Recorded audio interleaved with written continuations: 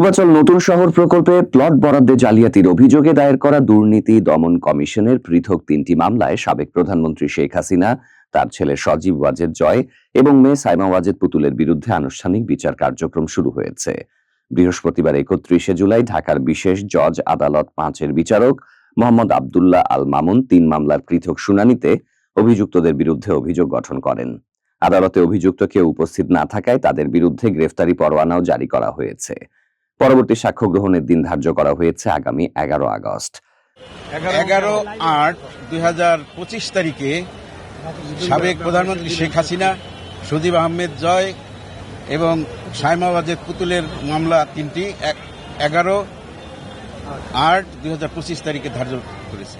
দুদকের পক্ষে রাষ্ট্রপক্ষের আইনজীবী মীর আহমেদ আলী সালাম গণমাধ্যমকে জানান, ৩টি মামলার মধ্যে প্রথম মামলায় শেখ হাসিনা সহ ১২ জন, দ্বিতীয়টিতে শেখ হাসিনা ও সজীব ওয়াজেদ জয় সহ ১৭ জন এবং তৃতীয় মামলায় শেখ হাসিনা ও সাইমা ওয়াজেদ পুতুল সহ ১৮ জনকে আসামি করা হয়েছে। পূর্বাচল নতুন শহর প্রকল্পে ৩০ কাঠা প্লট বরাদ্দকে কেন্দ্র করে জালিয়াতি, ক্ষমতার অপব্যবহার এবং দুর্নীতির অভিযোগে মামলাগুলো দায়ের করা হয়।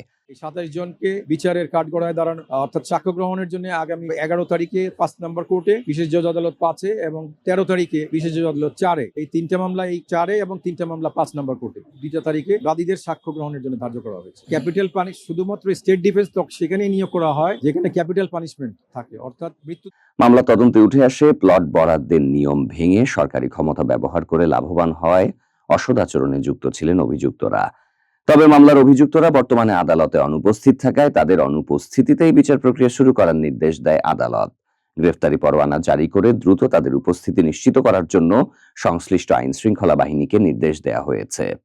এই মামলাগুলো শেখ হাসিনার বিরুদ্ধে নতুন আইনি চাপ তৈরি করেছে বলে মনে করছেন বিশ্লেষকরা। যদিও রাজনৈতিক অঙ্গনে এ নিয়ে তীব্র বিতর্ক রয়েছে, অনেকেই মামলাগুলোর সময় ও প্রেক্ষাপট নিয়ে প্রশ্ন তুলেছেন।